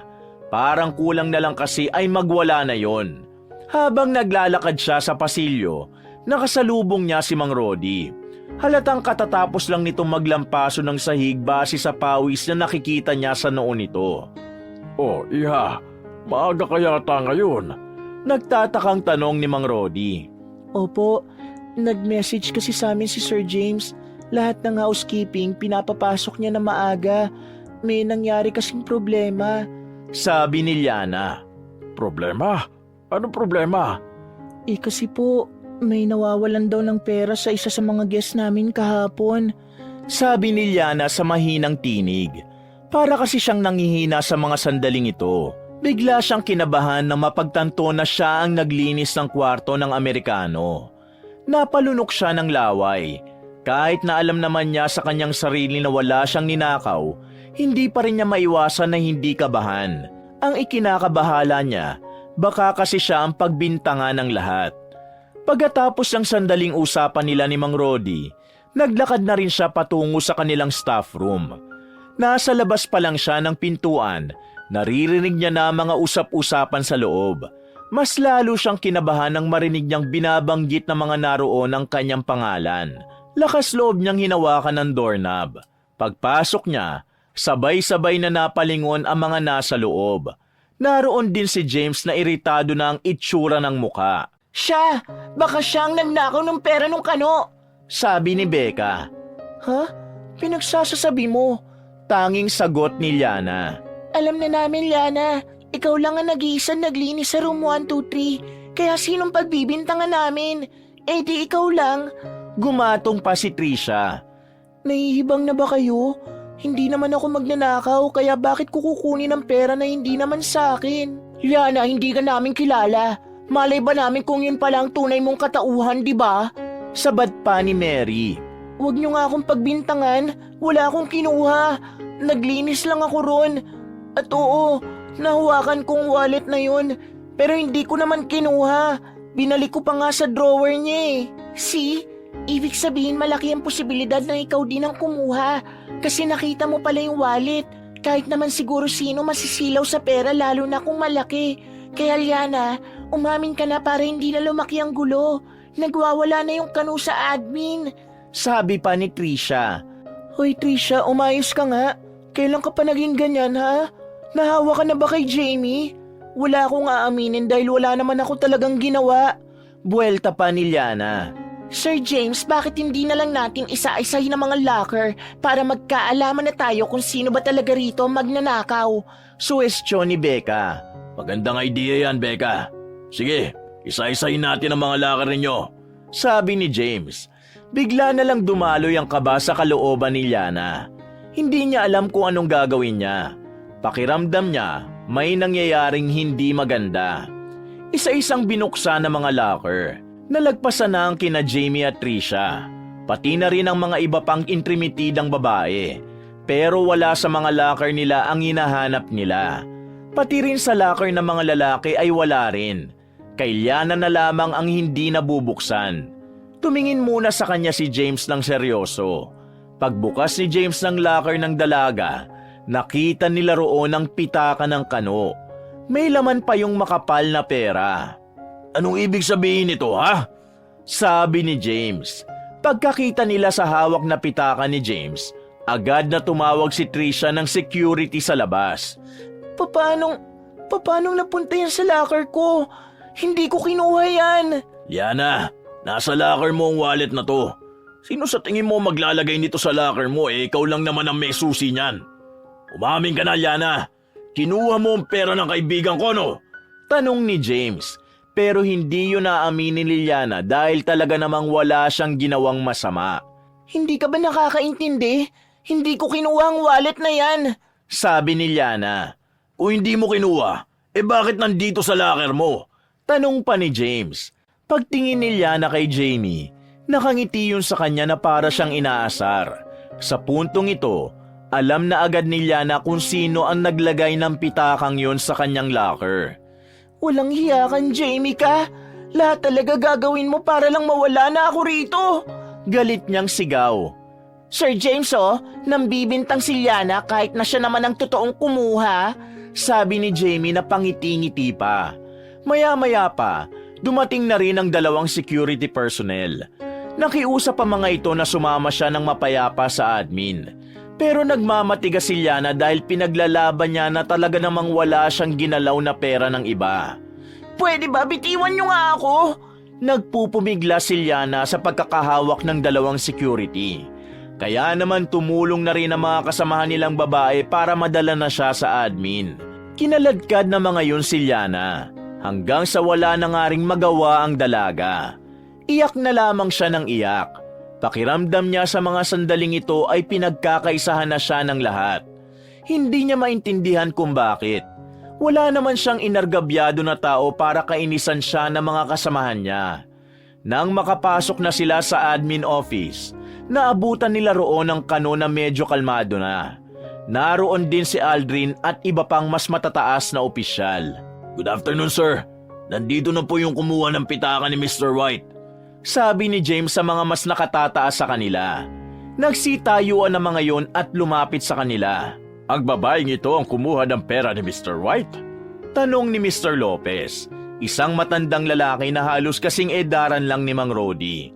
Ang matandang ito ang tumatayong director sa Hotel de Rio. Hinalugog po namin ang mga locker ng mga underling ko. Sa kanya namin nakita ang hinahanap na pera ni Mr. White. Ang ibig sabihin lang po nito, siya nga talaga ang kumuha ng pera ng ating guest. Paliwanag ni James. Hindi yan totoo. Wala akong ginagawang ganyan. Sir, sinetap lang nila ako. Sir Aldrin, kilala mo ko. Hindi ako ganitong tao. Sabi ni Liana. Pero nakatayo lang si Aldrin sa gilid. Tumatango lang ito sa kanya para sabihing naniniwala ito sa kanya. Matagal na po namin siyang inoobserbahan, sir. Dati, ang nawawala lang ay yung mga naiiwan naming makeup, pati na rin mga barya-barya sa ibabaw ng locker. Ngayon, pati na rin pera ng guest. Sabi ni Jamie para mas lalo siyang madiin. Tama po si Jamie, sir. Malikot po talaga ang kamay ni Liana. Ngayon lang po namin napatunayan na magnanakaw po talaga siya. Gatong naman ni Trisha. Sir, maniwala po kayo sa akin. Hindi ko po talaga ninakaw yan. May naglagay lang po niyan sa locker ko. Hindi ko po kakayanin magnakaw ng pera ng iba. Hindi po ako ganong klaseng tao. Pinalaki po ako ng maayos ng lolo at lola ko. Nakikiusap po ako sa inyo. Maniwala po kayo sa akin. Pagmamakaawa ni Liana. Sir, kailangan na po siyang maalis sa company natin. Delikado po ang mga ganyan tao. Kaya I-suggest, alisin na po siya hanggat maaga pa. Sa sinabing yun ni James ay mas lalong kinabahan si Liana. Bakas kasi sa mukha ng direktor nila na kumbinsido itong siya ang nagnakaw. Sa mga sandaling ito, Tuluyan ang natameme si Liana. Hindi na siya makapagsalita. Pag tumitingin naman siya kay Aldrin, may sinesenyas lang naman itong hindi naman niya maintindihan. Hopeless na ang dalaga sa mga sandaling ito. Kahit na ilaban niya ang kanyang katwiran, parang wala na ring nakikinig sa kanya. Hindi siya nagnakaw ng pera. Natigilan ang kanilang pag-uusap nang marinig nila ang tinig na yon ng matandang lalaki. Nang lingunin nila ang pintuan, pumasok ang janitor na si Mang Rody. Sumalubong agad ang kilay ni James. Pagkakita pa lang niya sa mukha ni Mang Rody ay nag-init na agad ang dugo ng binata. Anong ginagawa mo rito? Hindi ito ang lugar ng mga katulad mo. Huwag kang makisali. Mahinang sabi ni James kay Mang Rody. Nandito ako para tulungan si Liana. At patunayan na talaga namang wala siyang kasalanan. Dagdag pa ni Mang Rody. Napansin ni Liana na nakangiti na si Aldrin sa mga sandaling ito. Bagay na nakakapagpalito lalo sa dalaga. Pumagitna na si James. Hinawakan na nito sa braso si Mang Rody para sana paalisin. Pero lumapit na rin si Aldrin para magsalita. Hayaan mo siya magsalita, James. Dapat pantay tayo ng pakikinggan. Hindi tama na panig nyo lang ang maririnig. Am I right, sir? Tanong ni Aldrin sa kanilang direktor. Tumango naman ang matanda sa kanya. Huminga ng malalim si Mang Rody. Tumingin lang ito saglit kay Liana at ngumiti.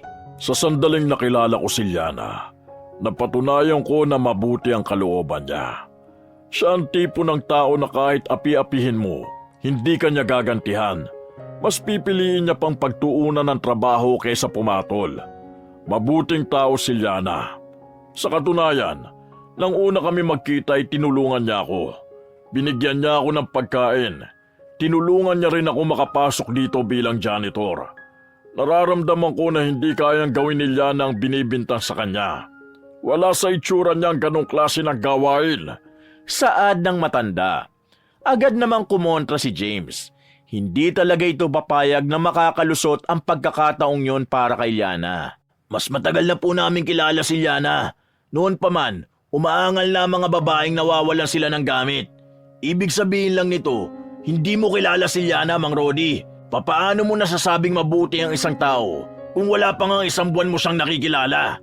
Sabi naman ni James at nagpakita pa ito ng isang ngiting nakakaloko. Kapag mabuti kang tao, mararamdaman mo kung ang kaharap mo ay mabuti ring tao. Kagaya na lamang ngayon, nararamdaman ko na hindi ka mabuting tao. Ganon din ang mga babaeng kasama mo. Hoy tanda, umayos ka sa mga sinasabi mo ha. Wala kang alam kung anong mga pinagdaanan namin sa buhay. Sabi ni Becca. Ang dami mong sinasabi, wala ka naman palang patunay na hindi si Liana ang kumuha ng pera. Ang mabuti pa, umalis ka na. Sinasayang mo lang ang oras namin. Sabat naman ni Jamie. Ayusin ninyo ang mga salita ninyo dahil nandito kayo sa admin office at kaharap ninyo ang director natin. Pagsuway sa kanila ni Aldrin. Maya-maya pa, nagsalita na rin ang kanilang director. Medyo naiinip na rin kasi ito. May katibayan ka ba na magsasabing hindi nga ang babaeng ito ang magnanakaw ng pera? Tanong ni Mr. Lopez kay Mang Rody. May kung anong dinukot si Mang Rody sa kanyang bulsa. Isa itong cellphone na malapad ang screen. Mukhang mamahalin ang cellphone na yon kaya nagtataka rin silang lahat. Panoorin ninyo ang video na nandito. Ipapakita riyan kung sino talaga ang mga nagplano para i-set up si Liana. Binigay ni Mang Rody ang cellphone kay Aldrin. Nang i-play na nila ang nasa video, kitang-kita si James, Jamie at Trisha na nag-uusap sa parking lot. Pinagpaplanuhan naman yon kung papaanong patatalsikin si Liana sa trabaho. Nanlaki ang kanilang mata sa mga nasaksihan nila sa video.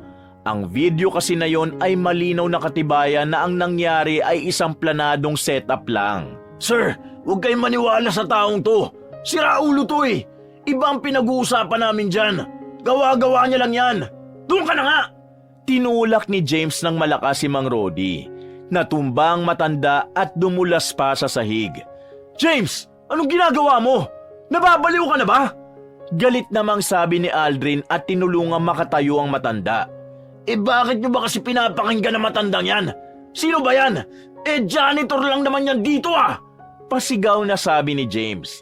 Ngumiti ng nakakaloko si Mang Rody. Umiling ito sandali. Aldrin, mukha ito na ang tamang pagkakataon para malaman ni James kung sino ako. Sabi ni Mang Rody.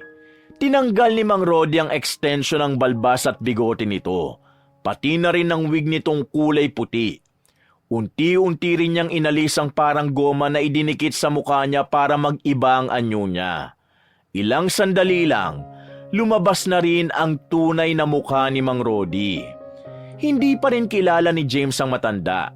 Kahit si Liana sa gilid ay naguguluhan din kung sino ba talaga si Mang Rody. Samantala, yumuko naman ang kanilang direktor bilang paggalang kay Mang Rody. Sir, kayo pala yan.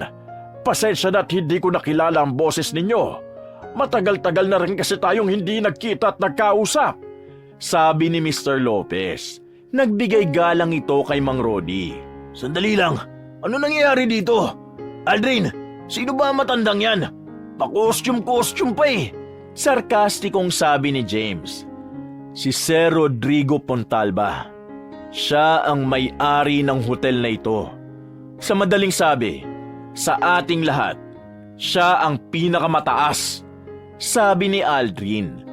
Halos manlambot naman ang tuhod nila sa kanilang narinig. Lalo na si James at Jamie. Hindi sila makapaniwala na ang matandang lagi nilang minamaltrato, ito pala ang taong nagmamay-ari kung nasaan sila ngayon. Sa pag-oobserba ko, napatunayan kong napakawalang modo talaga ng pamamalakad mo, James. Hindi ka dapat nandito sa Hotel de Rio. Ikaw rin, Jamie. Asal kalye ka. Kaya wala kang pakialam sa ibang tao dahil ang iniisip mo lang ay ang sarili mo. Pero higit sa lahat, meron akong gustong ipaalam sa inyong dalawa at sa mga kasama mo sa maruminyong sideline. Sabi ni Mang Rody, hindi naman makapagsalita si Liana dahil sa pagkabigla niya sa mga nangyayari. Naglakad palapit sa kanila si Mang Rody. Maya-maya lang, may mga pumasok ng pulis sa loob ng admin staff.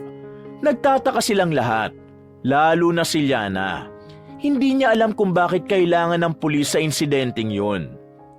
James at Jamie, kayo ang promotor sa pagpapalaganap ng malalaswang video sa online. Ginamit pa ninyo ang unit ko para lang gumawa ng mga hindi kaaya-ayang palabas. Kayong dalawa rin ang nagpapasok ng mga sindikato sa Hotel de Rio. Nakalaunan, nahuli na rin naman. Hinihintay na nila kayo sa kulungan. Sir, hindi po totoo yan! Pag-alma ni James. Nagpanggap akong janitor dito para alamin kung saan kayo gumagawa ng mga kalaswaan ninyo. Habang hinuhuli ng kapulisan ng mga kasamahan ninyong sindikato, ako at si Aldrin naman ang gumagawa ng paraan para mahuli kayo rito. Hindi ka na makakapagsinungaling, James. Huli na kita. Ginagamit mo ang mga staff na babae at ang iba sa kanila ay binabayaran mo para lang humarap sa kamera at maghubad at gumawa ng malalaswang video. Ang iba naman ay sapilitan mong isinasama. Kung hindi sila sasama, tinatakot mo sila na mapapahamak ang pamilya nila. Walang umaalma sa'yo nung una dahil nababahala silang baka ipakita mo mukha nila sa video. Pero ngayon, ako na magiging boses ng mga kababaihan na ginagamit ninyo. Hindi ko papayagan na gagamitin ninyong Hotel de Rio para sa inyong pansariling interes at para sa inyong kalaswaan. Mga sir, damputin nyo na ang mga yan. Litanya ni Mang Rody. Sandali lang, walang katotohanan ng mga yan. Kontra pa ni James. Pero wala nang nagawa ang mga ito nang dakpi na sila ng pulis palabas. Samantala, tumingin naman sa kanya si Mang Rody. Nakangiti ito sa kanya ng malapad at lumapit. Hinawakan si Liana sa balikat ni Mang Rody. Iha, ayos lang lahat. Makakahinga ka na ng maluwag. Dito ka lang ha, babalikan kita. Mag-uusap tayo mamaya. Sabi ni Mang Rody at saka lumabas na rin ang admin's office. Naiwan si Liana at Aldrin. Dinala siya ng binata sa private room para makapagpahinga ng maayos. Tulala pa rin si Liana dahil sa nangyari. Nawindang siya sa revelasyon ni Mang Rody. Napapailing na lang siya dahil hanggang sa mga sandaling yon, hindi pa rin siya makapaniwalang ang matandang madungis na nakilala niya Yun pala ang may-ari ng Hotel de Rio. Sir Aldrin, alam mo naman pala ang lahat. Bakit hindi mo sinabi sa akin? Tanong ni Liana nang nakaupo na sila sa malambot na sofa. Ayaw kasi ni Sir Rodrigo na ipaalam sa iba para mas madali namin magawa ang plano namin. Isa pa, ayaw naming madamay ka pa. Pero kailan niyo po nalaman na may ginagawang ganon sila Sir James? Yung kakilala kong interior designer, nakita niya yung isang video sa isang site. Since siya yung interior designer ng hotel na to, nakilala niya yung room na ginamit sa video. Doon namin na-realize na may taong gumagamit ng hotel para sa kalaswaan. Nung una, akala namin mga foreigner. Wala kaming ideya kung sino. Nito lang din namin nalaman na si James at Jamie ang may pakana. Alam ko nagulat ka sa mga nangyari. Sorry Sinunod ko lang din ang gusto ni Sir Rodrigo. Paliwanag ng binata. Ayos lang naman po sa akin. Medyo nahihiya lang ako kasi kung kausapin ko si Sir Rodrigo para magkaibigan lang kami. Isa pa, tinatawag ko pa siya ng Mang Rodi sa halip na Sir Rodrigo. Ayos lang naman yon. Hindi mo naman alam kaya naiintindihan niya yon. Isa pa, magkaibigan naman talaga kayo ni Sir Rodrigo Natutuwa nga siya sa'yo kasi napakabait mong tao. Dagdag pa ni Aldrin. Sandaling natahimik si Liana. Bigla na lang kasi niyang naalala ang tungkol sa hospital bill ng kanyang lola Luming. Sa hindi may paliwanag na dahilan, isang ideya ang pumasok sa utak niya. Sandali lang, may kinalaman ba kayo sa hospital bill ni Lola? Tanong ni Liana. Ngumiti ng malapad si Aldrin. Tumangu-tangu ito at saka nagsalita. Oo, si Sir Rodrigo nga nagbayad ng pampaopera ng lola mo. Alam mo kasi, ikaw kasi ang kauna-unahang taong nagparamdam sa kanya ng kabaitan. Natutuwa siya sa mga katulad mo. Sabi pa ni Aldrin. Oh my God, nakakahiya na talaga. Nako, huwag kang mahiya. Deserve mo naman ang lahat ng yun Gaya ng sinabi ko, mabuti kang tao. Ang mga katulad mo yung dapat na pinagpapala. Hindi yung mga katulad ni Jamie at Trisha. Napahilamos na lamang si Liana sa mukha niya. Natatawa na lamang siya sa mga nangyari. Pagkatapos ng pag-uusap na yon ay nakabalik na rin si Mang Rodi at nag-usap sila nito. Halos 1 oras din ang usapan nila. Masayang-masaya ang matanda. Dahil sa wakas ay naresolba na rin nila ang problema ng Hotel de Rio. Iha, ipapahatid na kita sa pag-uwi mo. Gabi na rin Sabi ni Mang Rodi sa dalaga. Naku po, hindi na po. Magje-jeep na lang po ako. Isa pa, marami naman po akong kasabay. Nahihiya na po kasi talaga ako. Siguro saka na lang po ako papatol sa mga alok nyo kapag naubos na po yung hiya ko. Sabi ni Liana. Sabay na natawa si Mang Rodi at Aldrin. Hinayaan na lamang ng mga ito si Liana. Basta tawagan mo lang ako kapag nagkaroon ng problema Sabi ni Aldrin. Bukas, pumunta ka sa opisina ko. May sasabihin ako sa iyo, Iha. Wika naman ni Mang Rodi. Sige po, mauna na po ako. Maraming salamat po sa lahat. Lumabas na ng admin's office si Liana. Dahil 11:00 na rin ng gabi noon, wala nang gaanong tao sa paligid. Parang nagsisisi na siyang hindi na siya nagpahatid. Bibihira pang dumadaan na jeep. Pero kung may dadaan, punuan pa. Kaya naman naisipan niyang maglakad patungo sa kabilang kanto. Doon kasi minsan tumitigil at nagbababa ng pasahero ang mga jeep. Pero habang naglalakad siya, bigla na lamang siyang nagulat nang may lumitaw na tao sa gilid. Babae at nang magsalita yon, nakilala niya ang tinig. Nakita niya si Jamie sa ilalim ng poste. May hawak-hawak itong kutsilyo kahit nakaposas ang kamay. Anong akala mo? Magiging masaya ka na? Nahihibang kayata kung yun ang iniisip mo, Liana. Habang nabubuhay ako, hindi ko hahayaan na maging masaya ka. Puot at galit ang mararamdaman sa tinig ni Jamie sa mga sandaling ito. Nanlilisik din ang mata na parang handang-handa ng pumaslang. Hinuli ka na nila. Bakit nandito ka pa? Huwag kang lalapit. Bakit nandito pa ako? Tanga ka ba talaga? Malamang nakatakas ako. At ngayong nandito ako sa harapan mo, sisiguruhin ko na ang sunod mong gising ay nasa heaven ka na. Akmang lalapit si Jamie sa kanya nang biglang may narinig silang putok ng baril. Napatigil si Jamie sa gagawin niya nang marinig ang warning shot ng mga pulis.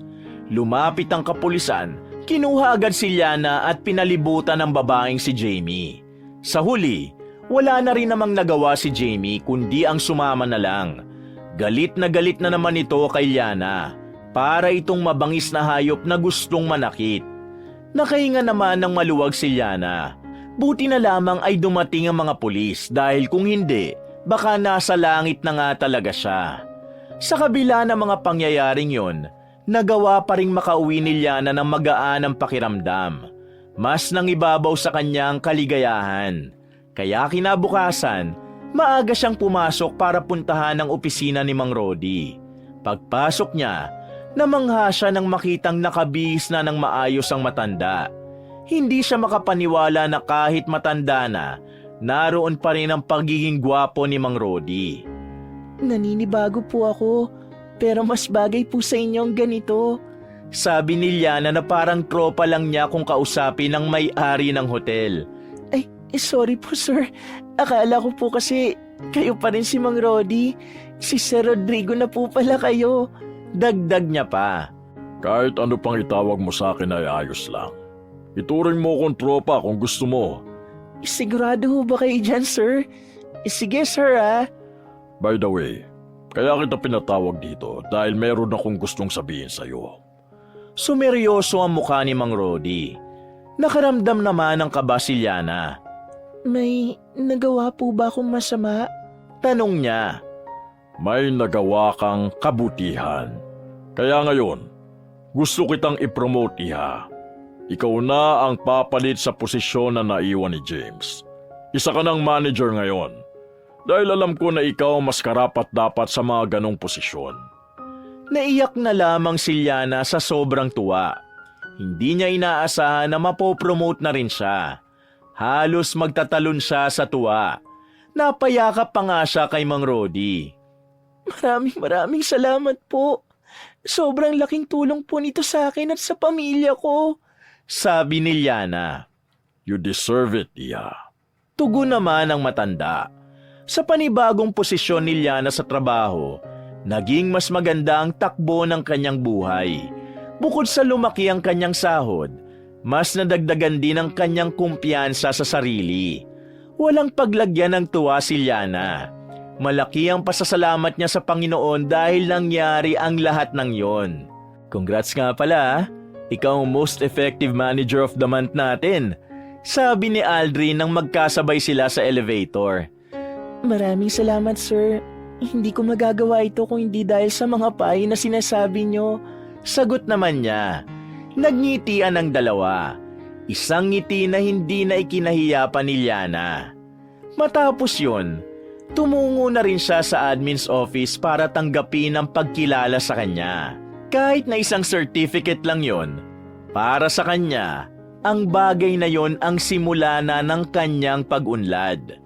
Ang pag-unlad na araw-araw niyang ipinagpapasalamat sa itaas. Dahil para sa kanya, kung hindi dahil sa pagkapit niya sa Panginoon, matagal na sana siyang bumitiw. Wakas!